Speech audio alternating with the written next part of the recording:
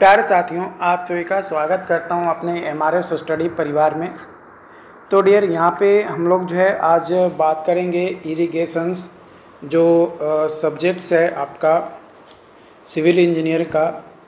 तो इससे आपके एग्ज़ाम में अगर बीते 1-2 सालों का अगर रिव्यू देखें या पेपर एनालिसिस अगर आप बात किया जाए तो अगर आप देखेंगे तो आप पाएंगे कि जो इरिगेशन इंजीनियरिंग है, जो कि इरिगेशन इंजीनियरिंग जो है ये वाटर रिसोर्स इंजीनियरिंग का एक पार्ट है ना। वाटर रिसोर्स इंजीनियरिंग में आपका hydrology, flood control, irrigation, hydraulic structure, ये जो है आपको पढ़ने होते हैं।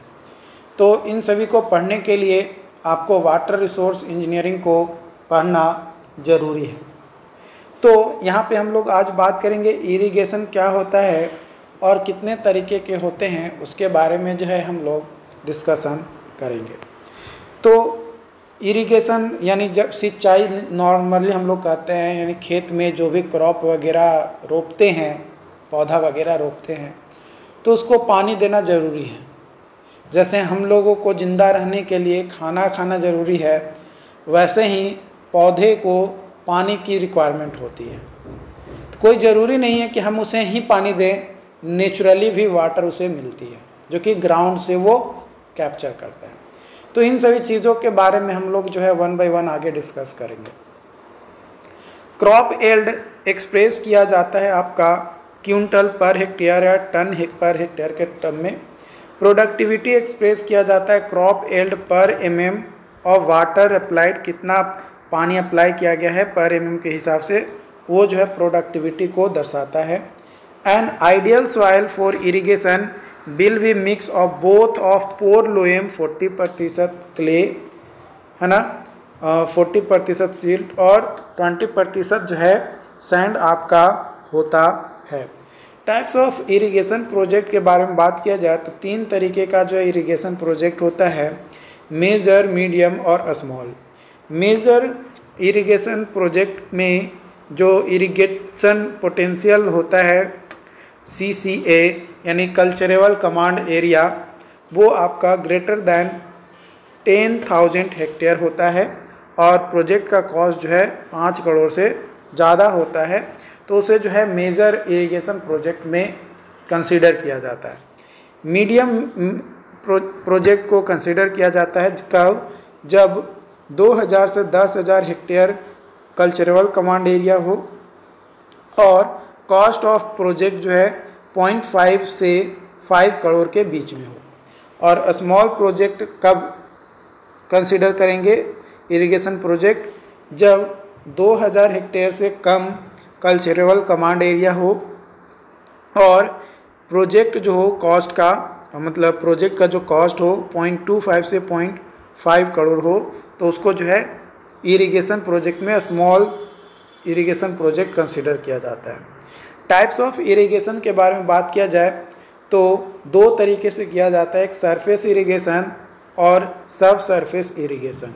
सब सरफेस इरिगेशन को कैपिलरिटी कहा जाता है और ये 2 तरीके का होता है, एक नेचुरल होता है और एक आर्टिफिशियल होता है। जो सरफेस इरिगेशन होता है ये 2 तरीके से होता है, एक को फ्लो और एक लिफ्ट। लिफ्ट में क्या होता है कि हम लोग क्या करते हैं, पंपिंग करते हैं, यानी मशीन लगाते हैं, मोटर लगाते हैं, पानी को ऊपर की ओर खींच लेते हैं। हमारा जो चापाकल है ना, वो भी पानी को लिफ्ट करता है। जो हमारा चापाकल जो घर में लगाते हैं वो पानी को लिफ्ट करता है, फ्लो नहीं करता। फ्लो में आपका 2 तरीके का आता है, एक होता है पेरिनियल नेचुरल और एक होता है फ्लड जो कि अनकंट्रोल होता है। तो पेरिनियल नेचुरल में आपका डायरेक्ट और स्टोरेज, ये 2 तरीके का होता है। सरफेस इरिगेशन जो है बेस्ड होता है सॉइल के लिए विद लो और मॉडरेट इनफिल्ट्रेशन कैपेसिटी वालों में, है ना। अगर मॉडरेट और इनफिल्ट्रेशन कैपेसिटी है किसी सॉइल का, लो या मॉडरेट है, तो सरफेस इरिगेशन जो है बेस्ड है। मोर देन 75% इरिगेटेड लैंड जो होता है इंडिया में, जो कि सप्लाई किया जाता है water by surface irrigation method. किसकी मदद से? सरफेस इरिगेशन मेथड से। कितना प्रतिशत? तो 75% से ज़्यादा। When water is available at higher level it is supplied to lower level.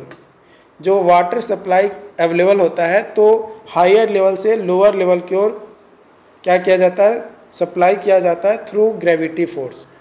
तो उसे जो है फ्लो इरिगेशन कहते हैं। ग्रेविटी के कारण से जो पानी फ्लो होता है उसको फ्लो इरिगेशन कहते हैं। If water is lifted by some mechanical or manual means, या तो मैकेनिकल तरीके से यानी मशीन का यूज करके, या मैनुअली अगर हम लोग पानी को लिफ्ट कर रहे हैं और उसके बाद इरिगेशन के लिए सप्लाई कर रहे हैं, तो वो हमारा लिफ्ट इरिगेशन कहलाता है। क्या कहलाता है? लिफ्ट इरिगेशन कहलाता है। It is practised when water supply is too low. Water supply level जो है बहुत कम है, तो उस कंडीशन में हम लोग जो है इसका यूज़ करते हैं to run the gravity of the land. Land पे जो भी ग्रेविटी है उसको रन किया जा सके। इन पेरिनियल सिस्टम कांस्टेंट और कंटिन्यूअस वाटर सप्लाई जो है आपका क्रॉप को मिलता है अकॉर्डिंग्स टू जो भी क्रॉप का रिक्वायरमेंट है उसके अनुसार, और इसे जो है हम लोग क्या कहते हैं? क्रॉप पीरियड कहते हैं। When irrigation is done by diverting river run off into main canal और constructing a diversion weir barrage across river, it is called direct irrigation. उसे क्या कहते हैं? डायरेक्ट इरिगेशन जो है हम लोग कहते हैं। If dam is constructed across a river, अगर डैम कंस्ट्रक्ट किया जा रहा है अक्रॉस रिवर माने रिवर पे, ताकि वाटर को स्टोर किया जा सके, और ड्यूरिंग मानसून के दौरान, so as to supply water in the off taking canal. किसमें? ऑफ टेकिंग कनाल या चैनल में। During period of low flow के दौरान, देन उस तरीके का जो इरिगेशन होगा उसे हम लोग स्टोरेज इरिगेशन कहेंगे। उसे क्या कहेंगे? स्टोरेज इरिगेशन जो है हम लोग कहेंगे। When soil is kept submerged, अगर सॉइल को सबमर्ज्ड कर देते हैं, थ्रूली फ्लडेड इन वाटर, है ना, थ्रूली flooded in water, it is called flood irrigation. उसको क्या कहेंगे? फ्लड इरिगेशन जो है हम लोग कहेंगे। मेथड ऑफ इरिगेशंस के बारे में अगर बात किया जाए तो कई सारे मेथड हैं, जिसमें सबसे पहला मेथड है फ्री फ्लडिंग। इसमें क्या होता है कि हम लोग गड्ढा खद देते हैं, एक्सकैवेट करते हैं फील्ड में, और वाटर को जो है अलाउ करते हैं फ्लो थ्रू डिचेज। जो भी गड्ढा खदते हैं, जो भी खुदाई किए हैं, उसमें पानी जो है चला जाता है। After water leaves the ditches, no attempt is made to control the flow of means of leaves, also called wild flooding. देखो, ये जो फ्री फ्लडिंग है इसको हम लोग वाइल्ड फ्लडिंग भी कहते हैं। क्यों? क्योंकि डिचेज में पानी भर गया, अब उसको हम लोग कंट्रोल नहीं कर सकते हैं। इसको अब हम लोग कंट्रोल नहीं कर सकते हैं अगर एक बार हम लोग पानी सप्लाई कर दिए तो। It is useful for close growing crop pastures, है ना। इसमें जो है ये यूजफुल होता है क्लोज ग्रोइंग क्रॉप्स के लिए या पेस्चर्स के लिए, जो कि पार्टिकुलरली लैंड स्ट्रिप होता है वहाँ पे यूज़ किया जाता है। It may be used in rolling land, rolling land में इसको यूज़ किया जाता है, जो कि टोपोग्राफिकली इरेगुलर आपका होता है। वहाँ पे हम लोग बॉर्डर, बेसिन, चेक, फ्यूरो जहाँ पे अवेलेबल नहीं होता है वहाँ पे फ्री फ्लडिंग जो है हम लोग करते हैं। क्या करते हैं? फ्री फ्लडिंग हम लोग करते हैं। वाटर एप्लीकेशन जो होता है एफिशिएंसी फ्री फ्लडिंग में वो कम होता है। क्या होता है? कम होता है। आप यहाँ पे फिगर जो है आप ये देख सकते हो कि ये आउटलेट है, यहाँ पे सब्सिडरी डिचेज है और मेन सप्लाई डिचेज जो है आपका ये है, मतलब एक कियारी जिसको होता है ना, कियारी बना के जो है आप पानी छोड़ दिए, बस जा रहा है तो वो आपका हो जाएगा। बॉर्डर फ्लडिंग में क्या होता है कि एक हम लोग बॉर्डर यानी एक नंबर ऑफ स्ट्रिप जो है हम लोग बना देते हैं, और वो जो स्ट्रिप होता है वो आपका 10 से 20 मीटर का होता है विड्थ में, और लेंथ वाइज जो है आपका 100 से 400 मीटर लेंथ वाइज होता है, जो कि सेपरेट होता है एक लो लीव्स के साथ, जिसको हम लोग जो है बॉर्डर कहते हैं। वाटर अलाउ करते हैं फ्लो करवाना, और जो भी डिचेज हम लोग ईच स्ट्रिप में बनाए उसमें पानी जो है जाता है, और water flow slowly towards the end, है ना, जैसे जैसे इंड की ओर धीरे धीरे बढ़ते जाता है। It infiltrate into the soil, और वो सॉइल में क्या होते जाता है, इनफिल्ट्रेट होते जाता है। इट एज इट एडवांस के तौर पे वहाँ पे जो है इनफिल्ट्रेट होते जाता है। यहाँ पे आप फिगर देख पा रहे होगे कि ये आपका लेंथ है और ये आपका विड्थ है, ठीक है। अगला है चेक फ्लडिंग। चेक फ्लडिंग जो है ये ऑर्डिनरी जो फ्लडिंग है उसी के जैसा है, लेकिन जो वाटर होता है ना वो कंट्रोल्ड फॉर्म में सप्लाई किया जाता है। जो भी चेक एरिया होता है, सराउंडिंग चेक एरिया, उसमें विद लो और फ्लैट लीव्स के साथ, लो और फ्लैट लीव्स के साथ। तो जो क्लोज ग्रोइंग यानी सीरियल क्रॉप्स होते हैं, जैसे ज्वार हो गया, पैडी हो गया, उसके लिए जो है मेनली हम लोग चेक फ्लडिंग क्या करते हैं, प्रीफर करते हैं। चेक फ्लडिंग जो है ये सूटेबल होता है for both more permeable and less permeable soil, for both more permeable और लेस परमिएबल सॉइल के लिए। तो जो कनेक्टिंग लीव होता है वो आपका लीव्स अलोंग द कंटूर आपका होता है, यहाँ पे ओपनिंग आपका होता है ना, और ये आपका डिचेज होता है, ओके। उसके बाद आता है फ्यूरो मेथड, जिसको फुरो इरिगेशन भी कहते हैं। इसमें क्या होता है कि जो वाटर होता है वो लैंड पे अप्लाई किया जाता है इरिगेट करने के लिए लैंड को, in the series of long narrow field channel, जो कि एक फ्यूरो बन जाता है ना, फ्यूरो का फॉर्मेशन हो जाता है, which are dug in the land at regular interval. एक रेगुलर इंटरवल पे क्या करते हैं, खुदाई कर करके हम लोग जो है बना देते हैं। और क्रॉप जो है जनरली ग्रो करते हैं on the ridge between the furrow, है ना। ये आपका जो फ्यूरो है, यहाँ पे हम लोग जो है क्रॉप को जनरली ग्रो करवा देते हैं और नीचे जो है पानी अपना चला जाता है। The water flowing in the furrow infiltrate into the soil and spread laterally to irrigate land between the furrow. furrow के बीच में जो लैंड है उसको जो है जनरली क्या करता है, इरिगेट कर देता है। ये कॉमनली यूजफुल होता है फॉर रॉ क्रॉप्स जैसे maize, cotton, potatoes, sugar cane, sugar beet, ground nut, tobacco, उसके लिए यूजफुल होता है। बेसिन फ्लडिंग और रिंग बेसिन फ्लडिंग, ये एक special type of check flooding होता है जो कि अडॉप्ट किया जाता है फॉर ऑर्चिड ट्री के लिए। ये सूटेबल नहीं होता है कोर्स सैंड के लिए, क्योंकि इसमें हाई परकोलेशन लॉसेज होता है, और जो बेस शेप होता है, बेसिन का जो शेप होता है वो इरेगुलर होता है, या स्क्वायर होता है, या रेक्टेंगुलर होता है, या सर्कुलर शेप में आपका हो सकता है, कोई भी शेप में हो सकता है, डजेंट मैटर कि कौन सा शेप आप लेकर चल रहे हो, लेकिन एक बेसिन हम लोग जो है बना देते हैं।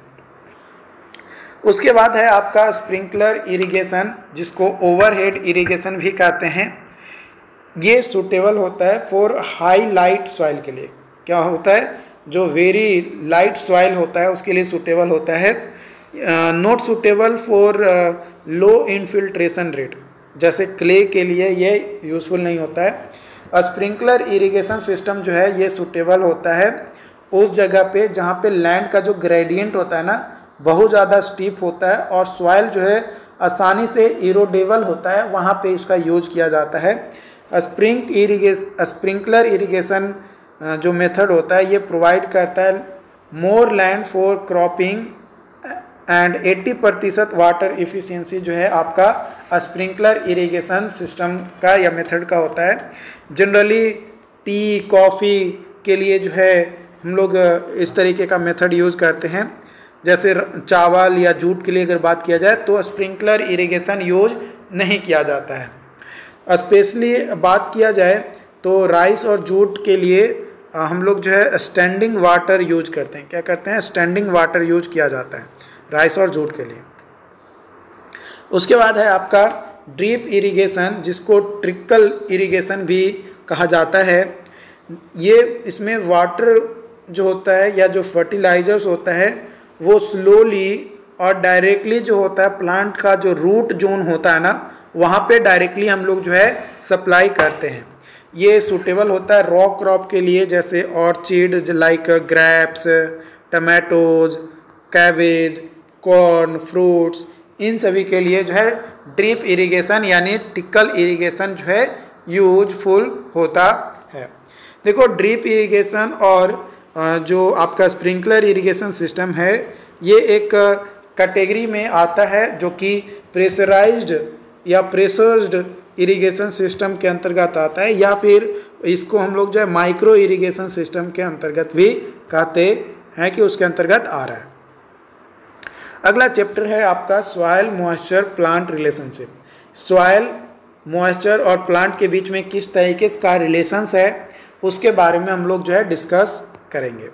तो देखिए यहाँ पे ये आपका जो है ये आपका वाई एक्सिस हो गया और ये आपका एक्स एक्सिस है। एक्स एक्सिस पे आपका जो है टाइम को दर्शाया गया है और वाई एक्सिस पे मॉइस्चर कंटेंट को दिया गया है। तो यहाँ पे ये जो लाइन है ये फील्ड कैपेसिटी है और ये जो है विल्टिंग पॉइंट है। ये क्या है? विल्टिंग पॉइंट है। तो विल्टिंग पॉइंट है और ये जो आपका डैश डैश से आपका है ये आपका अवेलेबल या कैपिलरी मॉइस्चर कंटेंट वाला लाइन है, और जो कि आपका ये जो जोन हो जाएगा ये वाला, ठीक। और ये जो लाइन है ये ऑप्टिमम मॉइस्चर कंटेंट को रिप्रेजेंट करता है, ये डैश डैश लाइन। और इसके नीचे जो है अवेलेबल या कैपिलरी मॉइस्चर कंटेंट आएगा विल्टिंग पॉइंट से ऊपर और ऑप्टिमम मॉइस्चर कंटेंट से नीचे। और ऑप्टिमम मॉइस्चर कंटेंट और फील्ड कैपेसिटी के बीच में जो जोन लाई करता है वो रेडली अवेलेबल मॉइस्चर होता है, और जो विल्टिंग पॉइंट और जो बॉटम पार्ट है आपका वो आपका जो है नॉट अवेलेबल और हाइग्रोस्कोपिक वाटर होता है। बॉटम से लेकर फील्ड कैपेसिटी तक ये जो डिस्टेंस है यही जो है आपका फील्ड कैपेसिटी होता है कि भाई कितना पानी जो है मेनली हमारा अवेलेबल है। तो ग्राउंड वाटर और ग्रेविटेशनल वाटर और फ्री वाटर, जब पानी लाइज करता है विलो ग्राउंड वाटर टेबल, है ना, जब पानी लाई करता है विलो वाटर टेबल, उसको जो है ग्रेविटेशनल फोर्स से जो है खींचा जाता है, तो उसको जो है ग्रेविटेशनल वाटर या ग्राउंड वाटर या फ्री वाटर कहते हैं। ये फॉलो करता है all law of hydraulic in any condition. किसी भी कंडीशन, कोई भी कंडीशन लगा दो वहाँ पे जो है ये क्या करेगा, आपका हाइड्रोलिक का जो भी कंडीशंस है, जो भी लॉ हैं, वो सभी को ये फॉलो करता है। कैपिलरी वाटर जो है वह वाटर होता है जो कि रिटेन्ड होता है आपका सॉइल में आफ्टर ग्रेविटेशनल वाटर के बाद, जो कि ड्रेन्ड ऑफ हो जाता है फ्रॉम सॉलिड से and held in soil against the force of gravity. जब पानी को हम लोग निकालते हैं ज़मीन से, यानी सॉइल में से, सॉइल सॉलिड से, है ना, मतलब ज़मीन के अंदर से, तो उसको जो है कैपिलरी वाटर कहा जाता है। ये जो कैपिलरी वाटर होता है इसको हम लोग अवेलेबल वाटर भी कहते हैं, है ना। कई बार क्वेश्चन आता है कि कैपिलरी वाटर को और किस वाटर के नाम से जाना जाता है, तो कैपिलरी वाटर के नाम से कैपिलरी वाटर को अवेलेबल वाटर के नाम से जाना जाता है। जो कैपिलरी वाटर होता है ये होल्ड होता है in soil by surface tension as a continuous film around the soil particle के along in the capillary pores between the soil particle के पोर्स के अंदर। The plant roots gradually absorb capillary water. जो plant का जो जड़ है वो कैपिलरी वाटर को ही क्या करता है, एब्जॉर्ब करता है। That consist main source of water for plant growth, जो कि प्लांट के ग्रोथ के लिए मेन सोर्स के तौर पे लिया जाता है। हाइग्रोस्कोपिक वाटर वह वाटर होता है जो रिमूव नहीं किया जाता है easily from soil particle, soil particle से ईजिली रिमूव नहीं किया जाता है, तो वो पानी जो है हाइग्रोस्कोपिक वाटर कहा जाता है। It is observed by the particle of dry soil, dry soil जो होता है उसके पार्टिकल के द्वारा एब्जॉर्ब किया हुआ रहता है from the atmosphere and is held in very thin film on the surface of soil particle, soil particle के सरफेस पे एकदम वेरी थीन पार्टिकल होता है ड्यू टू एडहेशन और attraction between surface of particle, particle के बीच में जो एडहेशन हो रहा है सरफेस के पार्टिकल का वो और वाटर मॉलिक्यूल के, उससे वो क्या होता है एकदम टाइटली एकदम बंधा हुआ रहता है। बहन जो तुम कितनों खींच लो हम तोरा भी नजबो तो नजबो इस तरीके से, मतलब एकदम टाइटली एकदम बंधा हुआ होता है आपका। और ये जो हाइग्रोस्कोपिक वाटर होता है ये विलो परमानेंट वेल्टिंग पॉइंट या वेल्टिंग पॉइंट के नीचे होता है, सॉइल कंटेंट करता है हाइग्रोस्कोपिक वाटर को। उसके बाद आता है आपका chemical water. Chemical water it is that water which is chemically bounded with particle, particle के साथ केमिकली बाउंडेड होता है and can not be extracted by plant, और ये प्लांट के द्वारा एक्सट्रैक्ट नहीं किया जाता है। As sandy soil has more non capillary pores, जो सैंडी सॉइल होता है वो ज़्यादा नॉन कैपिलरी पोर्स होता है, जिसका रिजल्ट ये मिलता है कि ये बेटर ड्रेनेज और एरेशन में होता है, लेकिन वाटर होल्डिंग कैपेसिटी जो है होता है सैंड का वो बहुत ख़राब होता है।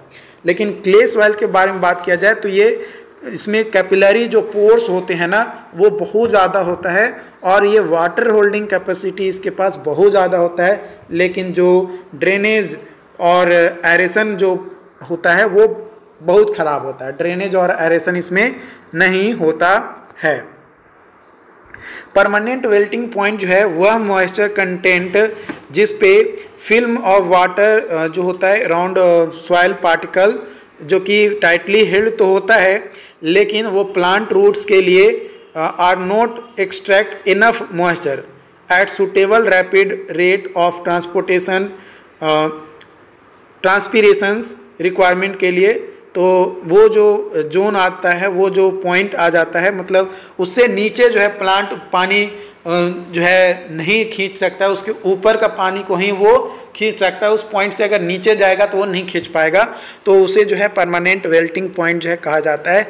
जो वैल्यू होता है परमानेंट वेल्टिंग पॉइंट का परसेंटेज में, वो may be as low as 2% of light sandy soil, light sandy soil का, और हाई होता है as 30% for heavy clay soil में। इन कैपिलरी के केस में वाटर जो है विलो ग्राउंड लेवल वो कंप्रेशन में होता है और एवब ग्राउंड वो टेंशन में आपका जो है होता है, जो वाटर होता है वो। Soil moisture tension tenacity with which water is retained in the soil, जो सॉइल में वाटर रिटेन्ड होता है वो टेनिसिटी के साथ उसको मेजर किया जाता है फोर्स पर यूनिट में। जनरली इसको एक्सप्रेस किया जाता है इन एटमॉस्फेयर, किसमें, एटमॉस्फेयर में इसको जो है एक्सप्रेस किया जाता है as field capacity at field capacity, किसमें, फील्ड कैपेसिटी में। It is 1/10 to 1/3 atmospheric pressure इसका जो है फील्ड कैपेसिटी पे होता है। जो मॉइस्चर टेंशन होता है परमानेंट वेल्टिंग पॉइंट पे, उसका वैल्यू जो है 7 से 32 एटमॉस्फेयर होता है। और जो मॉइस्चर सॉइल मॉइस्चर स्ट्रेस होता है सॉइल मॉइस्चर टेंशन का, वो प्लस होता है आपका ऑस्मेटिक प्रेशर के बराबर होता है। जो ऑस्मेटिक प्रेशर होता है सॉइल सॉल्यूशन का must be maintained as low as possible to control leaching, leaching को कंट्रोल करने के लिए जो है ऑस्मोटिक प्रेशर जो है सॉइल सॉल्यूशन में आपका होता है। जो डिफरेंस होता है मॉइस्चर कंटेंट का सॉइल में बिटवीन फील्ड कैपेसिटी और परमानेंट वेल्टिंग पॉइंट, उसको अवेलेबल मॉइस्चर कहते हैं। उसको क्या कहते हैं, अवेलेबल मॉइस्चर कहते हैं। Readily available moisture, readily available moisture वह पोर्शन होता है अवेलेबल मॉइस्चर का जहाँ पे आसानी से प्लांट का जो जड़ होता है, यानी जो पेड़ का जो जड़ होता है आसानी से पानी को क्या करता है, एक्सट्रैक्ट कर लेता है अपने ग्रोथ के लिए, तो वो रेडली अवेलेबल मॉइस्चर्स होता है। और रेडली अवेलेबल मॉइस्चर जो है 75% ऑफ अवेलेबल मॉइस्चर होता है। अवेलेबल मॉइस्चर का 75% जो है रेडली अवेलेबल मॉइस्चर्स होता है। Force with which water moves across the member, जो क्रॉस करता है मेंबर को, जो जिस फोर्स के साथ इन वाटर, उसको जो है ऑस्मोटिक प्रेशर कहते हैं। Force per unit area, force per unit area that must be exerted in order to extract water, water को एक्सट्रैक्ट करता है फ्रॉम सॉइल, है ना, सॉइल, उसको जो है कैपिलरी पोटेंशियल कहते हैं। उसको क्या कहते हैं? कैपिलरी पोटेंशियल कहते हैं। Moisture equivalent is used as a approximate moisture, जो मॉइस्चर इक्विवेलेंट होता है वो यूज किया जाता है as a approximate measure the field capacity. क्या करता है? फील्ड कैपेसिटी के जो सैचुरेशन कैपेसिटी होता है वो एक मैक्सिमम वाटर होल्डिंग कैपेसिटी होता है सॉइल का। जो सैचुरेशन कैपेसिटी होता है वो मैक्सिमम होल्डिंग कैपेसिटी होता है सॉइल का। फील्ड कैपेसिटी जो है ये मैक्सिमम वाटर होल्डिंग कैपेसिटी होता है सॉइल अगेंस्ट ग्रेविटी। ग्रेविटी के अगेंस्ट कितना सॉइल जो है मैक्सिमम वाटर को होल्ड कर रहा है वो फील्ड कैपेसिटी होता है। और सैचुरेशन कैपेसिटी वह कैपेसिटी होता है कि कितना भाई वाटर मैक्सिमम सॉइल जो है होल्ड कर सकता है। सॉइल मैक्सिमम वाटर कितना होल्ड कर सकता है वो जो है सैचुरेशन कैपेसिटी आपका होता है। जो अपर लिमिट होता है आपका वाटर कैपिलरी का, हाँ, क्या होता है यहाँ पे आप देखो, यहाँ पे जो फील्ड कैपेसिटी होता है वो अपर लिमिट होता है वाटर कैपिलरी का। ओके, यहाँ पे field capacity is equal to होता है weight of moisture in soil against gravity divided by total dry weight of soil. तो DW जो है मॉइस्चर डेप्थ होता है टू प्लांट, है ना। तो DW इज इक्वल टू होता है gamma D by gamma W into D into F। यहाँ पे FC जो है फील्ड कैपेसिटी होगा और PWP जो है परमानेंट वेल्टिंग पॉइंट, यहाँ इसका मतलब होता है। तो गामा D जो है unit weight of dry soil, gamma W जो है unit weight of water, F जो है फील्ड कैपेसिटी या कई बार FC भी लिखा जाता है तो वो भी फील्ड कैपेसिटी ही है, और आपका D जो है डेप्थ ऑफ रूट जोन आपका है। यहाँ पे आपका available moisture depth to plant is equal to DW dash is equal to gamma D by gamma W into D into FC minus WP। Porosity is equal to होता है field capacity into gamma D by gamma W। OMC यानी optimum moisture content होता है। Readily available moisture depth to plant DW double dash is equal to gamma D by gamma W into D into FC minus OMC। जो gamma D होता है यानी जो unit weight of dry soil होता है वो आपका ड्राई सॉइल सैंपल लेकर चलते हैं, नोट पूरा सॉइल सॉलिड का लेकर नहीं चलते हैं। ये चीज़ जो है ध्यान रखिएगा। Gamma D irrigation water quality, तो total concentration of soluble salt is equal to होता है CS is equal to C into Q by Q plus RE plus CU।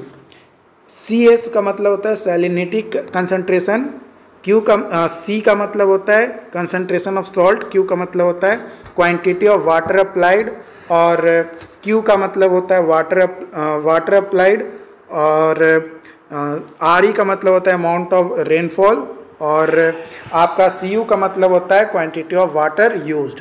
Okay, तो ये जो आपका total concentration of soluble salt है ये indirectly measure किया जाता है by the determination of electrical conductivity, जो कि एक्सप्रेस किया जाता है माइक्रोमो पर सेंटीमीटर में, और ये जनरली एक्सप्रेस किया जाता है इन PPM में। किसमें? PPM में ये एक्सप्रेस किया जाता है। इलेक्ट्रिकल कंडक्टिविटी क्लासेज और यूजेज, लेस देन अगर 250 है तो लो क्लास का होगा और सभी क्रॉप के लिए यूज किया जाएगा। अगर 250 से 750 है तो मीडियम क्लास का होगा, यूज करेंगे आफ्टर लीचिंग, लीचिंग के बाद यूज करेंगे। 750 से 2250 होगा तो हाई क्लास का होगा।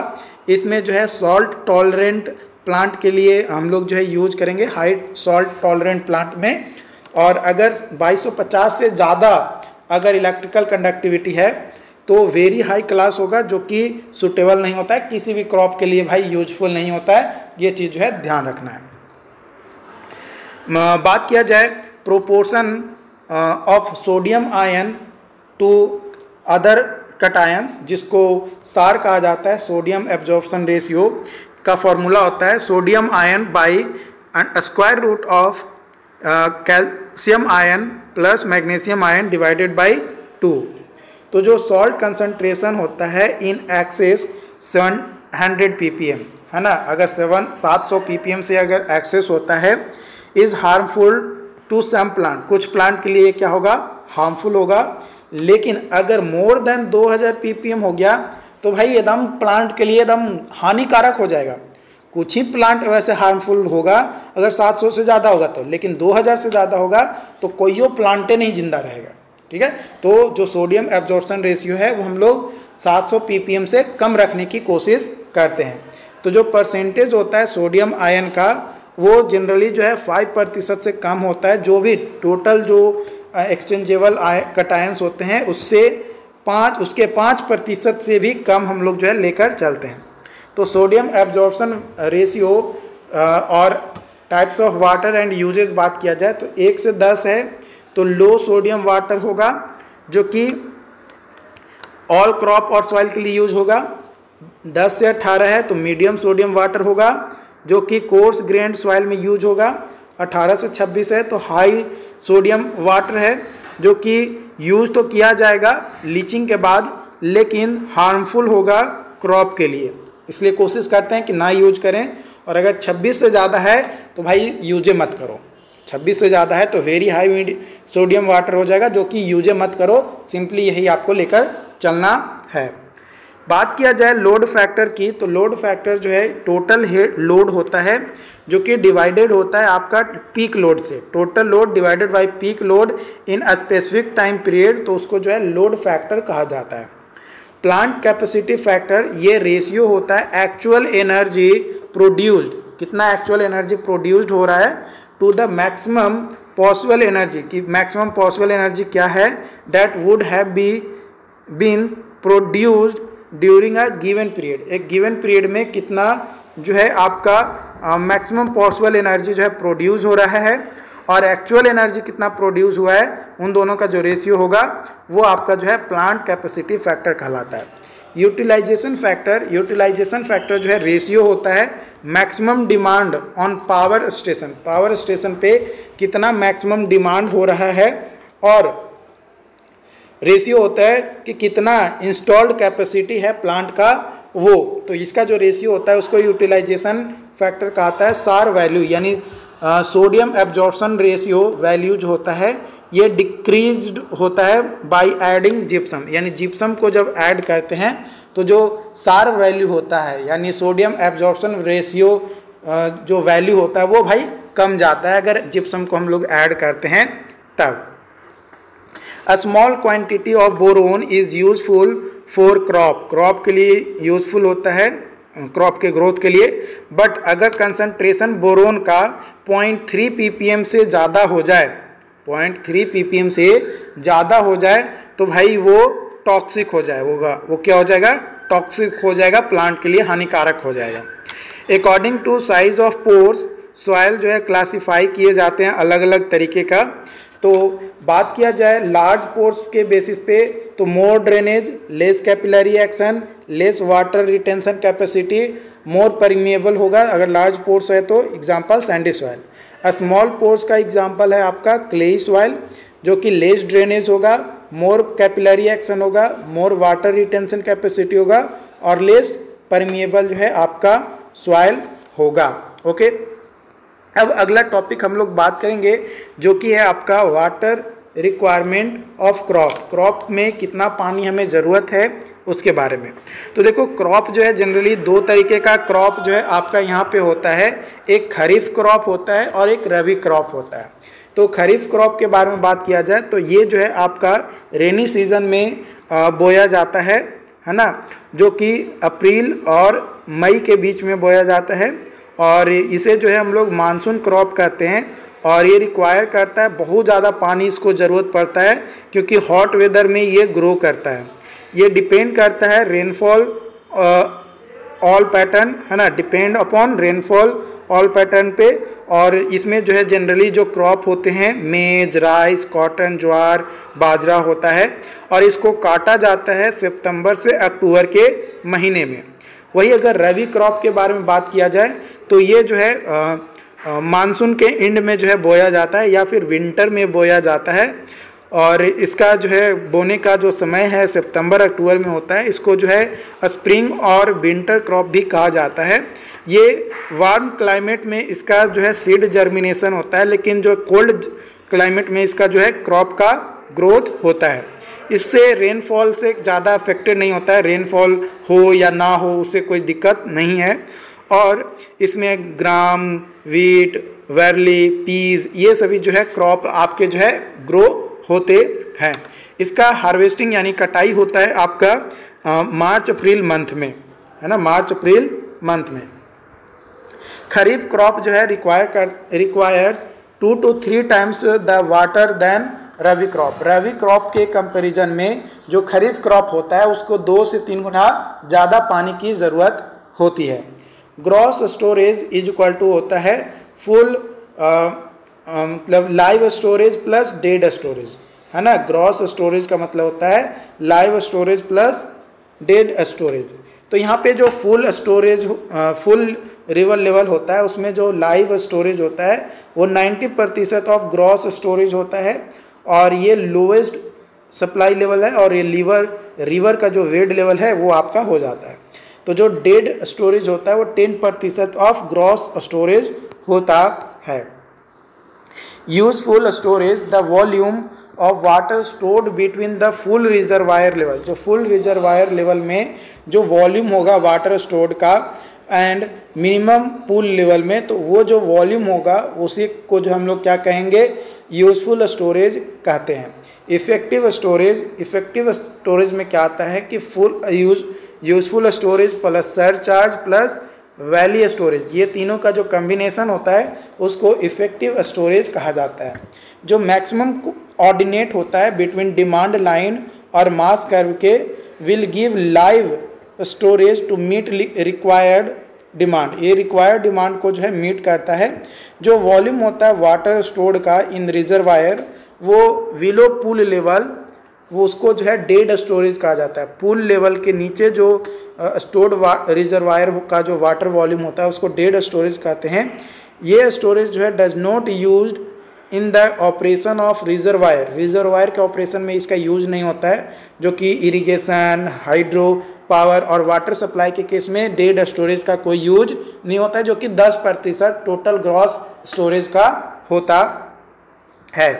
लाइव स्टोरेज जो है वो वॉल्यूम होता है वाटर जो कि स्टोर किया जाता है नॉर्मल पूल लेवल, है ना, और मिनिमम पूल लेवल के बीच में। और ये जो है आपका जो मिनिमम पूल लेवल होता है वो फिक्स्ड होता है at the elevation of lowest outlet, और जो नॉर्मल पूल लेवल होता है वो इक्वल टू द होता है एलिवेशन ऑफ स्पाइलवे क्रेस्ट के।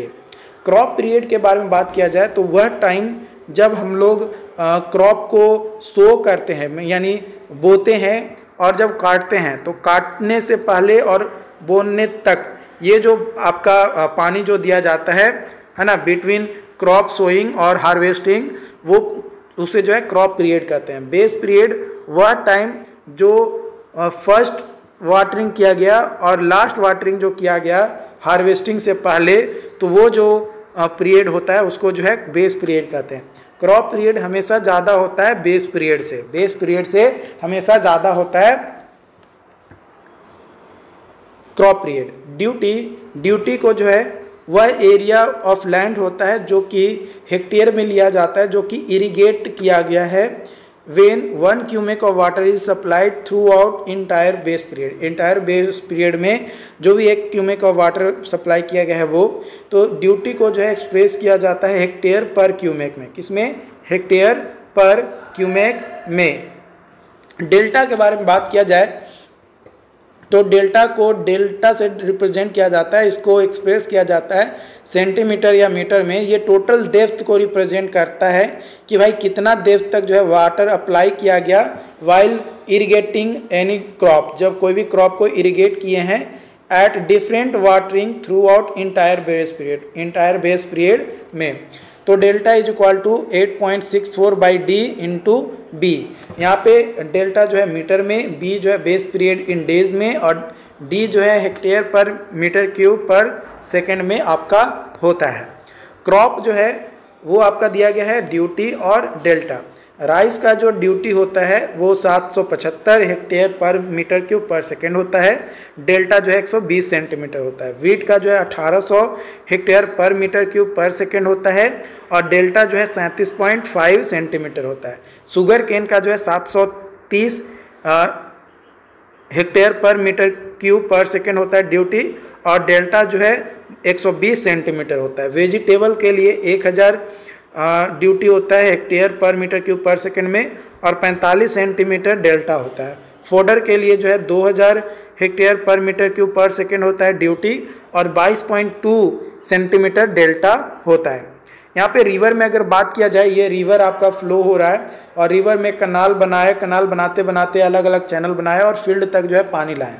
ठीक, तो यहाँ पे ये फील्ड तक पानी आया, वो ए पॉइंट हो गया, ये बी पॉइंट हो गया जहाँ पे माइनर डिस्ट्रीब्यूटरी है ना। ये जो है आपका ब्रांच कनाल हो गया डी पॉइंट, यहाँ पे स्टार्ट हो रहा है माइनर डिस्ट्रीब्यूटरी, ये आपका जो है ई पॉइंट हो गया और यहाँ पे एफ पॉइंट हो गया। यहाँ पे जो जैसे ही रिवर से निकलता है तो वहाँ पे कनाल हेड रेगुलेटर लगाया जाता है मेन कनाल में, और ब्रांच कनाल मेजर डिस्ट्रीब्यूटरी, माइनर डिस्ट्रीब्यूटरी, और फील्ड में सप्लाई करने से पहले आउटलेट डिस्चार्ज फैक्टर लगाया जाता है जो कि वाटर वेस्ट कोर्स को प्रॉपर तरीके से कंट्रोल करता है। तो जो ड्यूटी होता है आपका फील्ड का वो ज़्यादा होता है एज कंपेयर टू रिवर। कई सारे फैक्टर अफेक्टिंग होते हैं जो कि ड्यूटी को अफेक्ट करता है। मेथड ऑफ इरिगेशन है ना, अगर इरिगेशन में वाटर लॉसेज ज़्यादा है तो ड्यूटी जो है कम होगा। Climatic condition, humidity, wind velocity, temperature और रेनफॉल पे भी डिपेंड करता है। टोपोग्राफिकल एरिया, अगर एरिया लेवल्ड है तो ड्यूटी जो है ज़्यादा होगा, अगर लेवल नहीं किया गया है एरिया तो कम ड्यूटी होगा। स्टेट ऑफ क्रॉप, अगर इनिशियल स्टेज ऑफ ड्यूटी जो है हाई है तो लैटर जो है ड्यूटी जो है क्या होगा आपका कम हो जाएगा क्रॉप का। टाइप ऑफ क्रॉप जो है अगर लो ड्यूटी वाला क्रॉप है तो वो लार्ज क्वांटिटी ऑफ वाटर को रिक्वायर करेगा, यानी लो ड्यूटी है तो पानी ज़्यादा वो कंज्यूम करेगा। इसके अलावा क्वालिटी ऑफ वाटर, अगर पुअर क्वालिटी ऑफ वाटर है तो लेस ड्यूटी आपका होगा। कमांडेड एरिया, वह एरिया जहाँ पे हम लोग कनाल के थ्रू या कनाल सिस्टम के थ्रू जो है इरिगेशन करते हैं या इरिगेट करते हैं जो एरिया को, उसको कमांडेड एरिया कहते हैं। कल्चरेबल कमांड एरिया वह पार्ट होता है ग्रॉस कमांड एरिया का जिसको हम लोग जो है कल्टीवेशन के लिए फिट होता है, यानी इरिगेशन करके हम लोग जो है क्रॉप को ग्रो करवा सकते हैं। ग्रॉस कमांड एरिया वह एरिया जहाँ पे पानी तो सप्लाई किया जा रहा है ना, total area that can be irrigated if ultimate supply of water is available। अगर वाटर का सप्लाई बहुत ज़्यादा है तो जितना भी हम लोग इरिगेट कर देंगे वो एरिया जो है ग्रॉस कमांड एरिया आएगा। इंटेंसिटी ऑफ इरिगेशन, ये परसेंटेज में के टर्म में होता है कल्चरेबल कमांड एरिया का, जो कि प्रोपोज करता है कि भाई कल्टिवेट एनुअली कितना हो रहा है, यानी एनुअल इरिगेशन इंटेंसिटी हमेशा जो है 100% से क्या होता है ज़्यादा होता है। एग्जाम्पल के तौर पे अगर बात किया जाए तो इंटेंसिटी के बारे में बात किया जाए even greater than 100%। Example, if intensity of rabi crop जो है 75% है और खरीफ क्रॉप का 50% है तो इंटेंसिटी जो हो जाएगा वो 50 + 75 125% हो जाएगा। इसीलिए जो है इंटेंसिटी ऑफ इरिगेशन जो है कहा जा रहा है। मतलब कल्चरेबल कमांड एरिया में अलग अलग क्रॉप जो है एनुअली बनाए जाते हैं, अलग अलग क्रॉप के लिए अलग अलग जो है आपका इंटेंसिटी होता है। तो जो रवि क्रॉप और खरीफ क्रॉप के लिए जो इंटेंसिटी अलग अलग है उसको ऐड करेंगे तो हमेशा जो है 100% से ज़्यादा होता है। If crop are from different season, अलग अलग सीजन में जो क्रॉप होगा तो जो डिज़ाइन डिस्चार्ज होगा कनाल का वो हम लोग इस तरीके से डिज़ाइन करते हैं कि मैक्सिमम डिस्चार्ज वैल्यू किस ड्यूरेशन में ज़्यादा ज़रूरत है तो मैक्सिमम जो भी डिस्चार्ज होता है उसके बेसिस पे। If crop are from same season, अगर क्रॉप जो है सेम सीजन में है और डिस्चार्ज जो है हम लोग जितने भी सम ऑफ डिस्चार्ज आ रहे हैं क्रॉप के उसके बराबर हम लोग लेकर चलेंगे। पेलियो इरिगेशन क्या होता है, ये बहुत इंपॉर्टेंट टर्म है dear, paleo irrigation.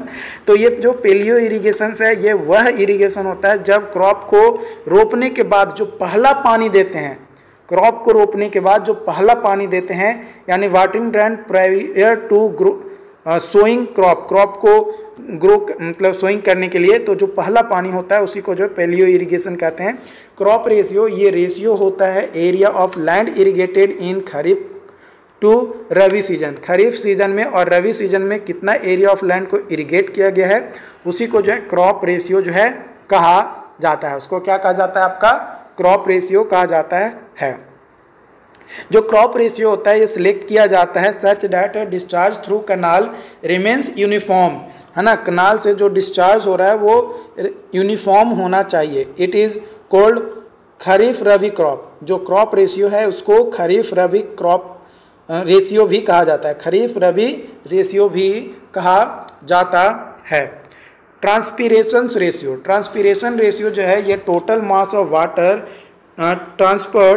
Transferred by the plant during its full growth divided by mass of dry matter produced, जो भी ड्राई मैटर प्रोड्यूस हुआ है उसके, तो ये जो है ट्रांसपीरेशन रेशियो कहलाता है। कोर वाटरिंग, जिसको कोर पीरियड भी कहा जाता है, जब फर्स्ट वाटरिंग हम लोग देते हैं after plant has grown few centimetre, जब प्लांट कुछ सेंटीमीटर ग्रो हो जाता है तब जो पानी देते हैं उसको कोर वाटरिंग कहते हैं।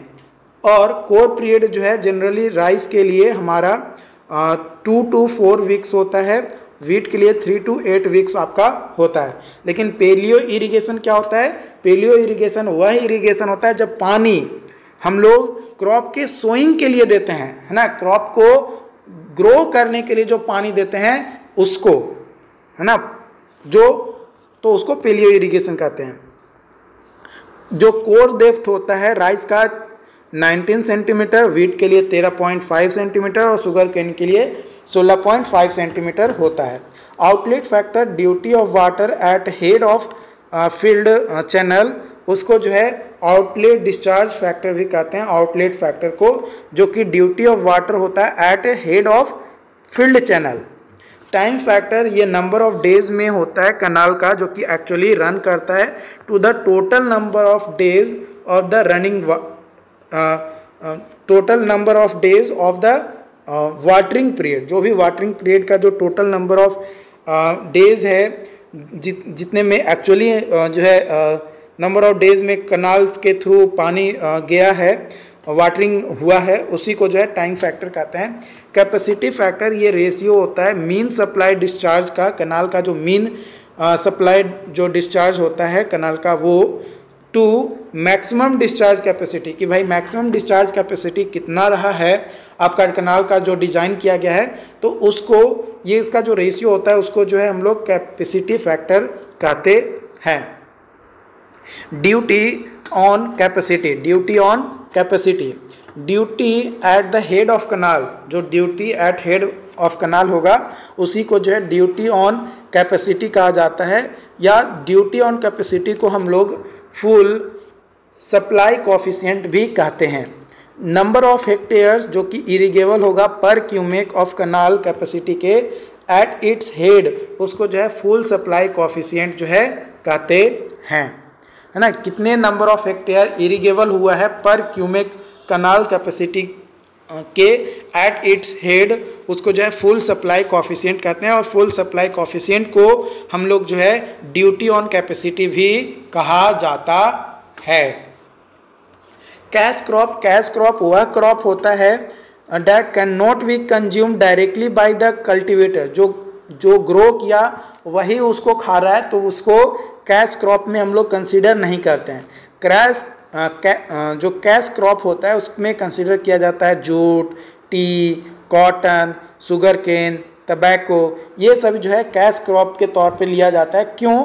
क्योंकि इससे जो है पैसा अर्निंग होता है। जो कल्टीवेटर है वो डायरेक्टली इसको कंज्यूम नहीं करता है, डायरेक्टली इसको कंज्यूम नहीं करता है, इसलिए इसको जो है हम लोग कैश क्रॉप कहते हैं। जैसे राइस है, राइस को कैश क्रॉप नहीं कहेंगे, भले ही उसको बेचकर हम लोग पैसा कमा लेते हैं, पैसा प्राप्त कर लेते हैं, लेकिन वो जो कल्टीवेट किया वो भी उसको खाएगा और दूसरों को भी देगा, तो इसलिए उसको कैश क्रॉप हम लोग नहीं कंसिडर करते हैं। Irrigation efficiency, water convenience efficiency, जिसको एनसी से रिप्रेजेंट करते हैं, for losses in convenience system, उसको जो है वाटर कन्वीनियंस सिस्टम का इफिशियंसी कहेंगे। एनसी इज इक्वल टू होता है WF/WR × 100। यहाँ पे WF जो है वाटर डिलीवर्ड टू फील्ड और WR जो है water delivered from river, river से कैनाल में कितना पानी आया और फील्ड में कितना पानी गया, इसका जो रेशियो होगा और 100 से मल्टीप्लाई कर देंगे तो वो जो है वाटर कन्वीनियंस इफिशियंसी जो है हमें मिल जाएगा। Water application efficiency NA for loss due to surface runoff and deep percolation. जो वाटर एप्लीकेशन इफिशियंसी होता है उसको कैलकुलेट किया जाता है WS/WF × 100। यहाँ पे WS जो है आपका water stored in root zone और WF जो है वाटर डिलीवर्ड टू फील्ड। इसका जो रेशियो होता है वो जो है हमारा वाटर एप्लीकेशन इफिशियंसी को देता है। Water storage efficiency NS formula होता है आपका WS/WN × 100। WS जो है actual water stored in root zone, root zone में एक्चुअल वाटर कितना स्टोर्ड हुआ और ड्यूरिंग इरिगेशन, कब, इरिगेशन के दौरान। और WN जो है field capacity minus available moisture, field capacity कितना था और अवेलेबल मॉइस्चर कितना था, उन दोनों को माइनस कर देंगे तो वो WN हमें प्राप्त हो जाएगा। इसके बाद है वाटर यूजेज इफिशियंसी NU। ये आपका फॉर्मूला होता है आपका WU/WF × 100। WU जो है water stored, water used efficiently including leaching, leaching को इंक्लूड करते हुए कितना वाटर जो है इफिशियंटली यूज किया गया वो।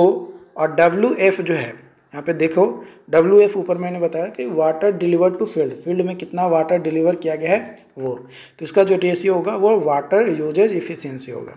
कंजप्टिव यूज इफिशियंसी यानी NCU इज इक्वल टू हो जाएगा WCU/WD × 100।